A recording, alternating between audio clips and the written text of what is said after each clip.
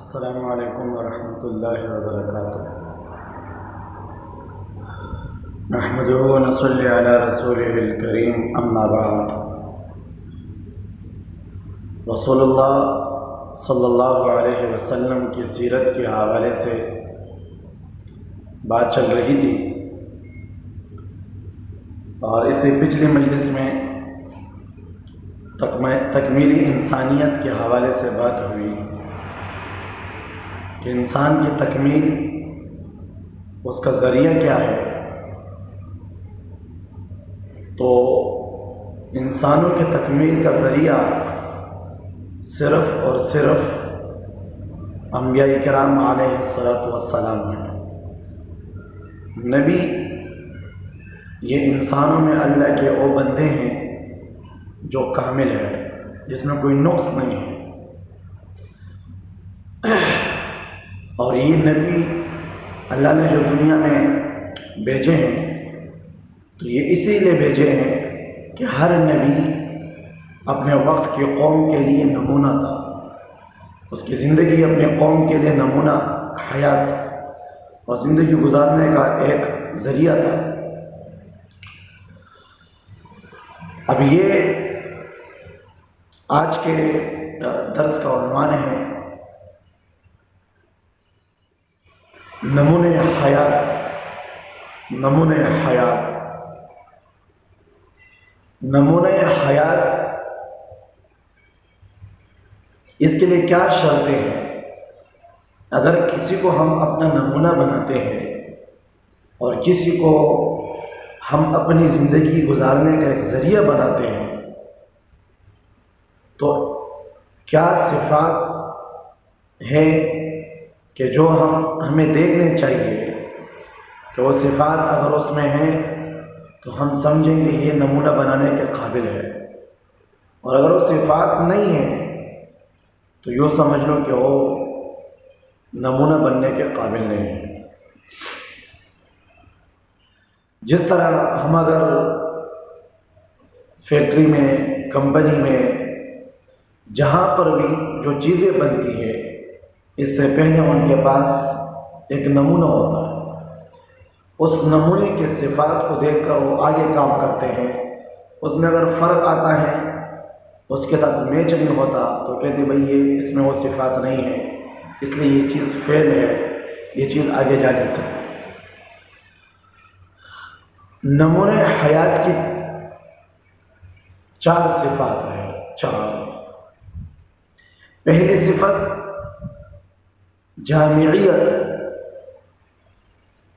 دوسری صفت تاریخیت، یا یوں کہو پہلی صفت تاریخیت، دوسری صفت جامعیت، تیسری صفت کاملیت، اور چوتھی صفت ہے عملیت۔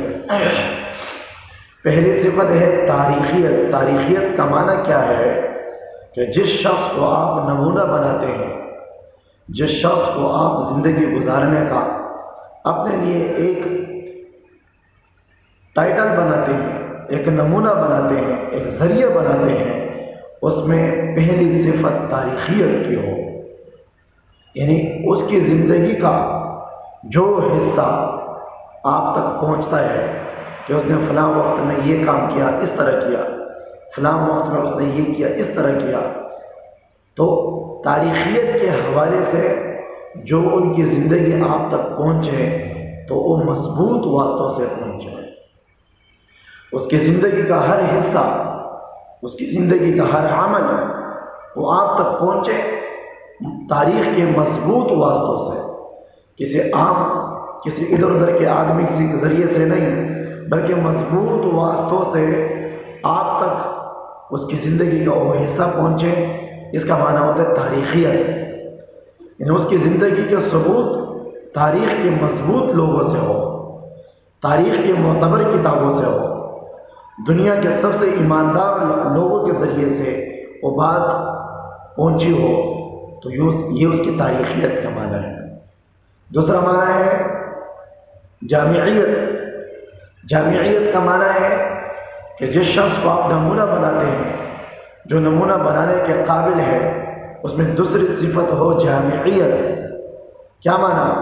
اس کی زندگی غریب کے لیے بھی ہو، امیر کے لیے بھی ہو، اس کی زندگی مرد کے لیے بھی ہو، عورتوں کے لیے بھی ہو، اس کی زندگی بادشاہ کے لیے بھی ہو، رعایا کے لیے بھی ہو، اس کی زندگی مقیم کے لیے بھی ہو، مسافر کے لیے بھی ہو، اس کی زندگی بیمار کے لیے بھی ہو، صحت مند کے لیے بھی ہو، کسی قوم کے ساتھ، کسی قبیلے کے ساتھ، کسی زبان کے ساتھ، کسی رنگ کے ساتھ خاص نہ ہو، دنیا کا کوئی بھی فرد، کسی بھی زبان والا، کسی بھی ملک والا، دنیا کے کسی بھی شعبے والا، اگر اس میں اپنے لیے نمونہ ڈھونڈنا چاہے تو اس کے لیے اس میں زندگی گزارنے کا نمونہ ہو۔